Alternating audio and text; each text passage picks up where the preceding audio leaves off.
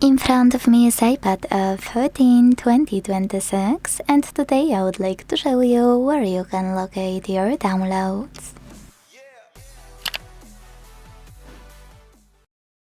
All you need to do is find an app called Files that's already on your iPad and click on it.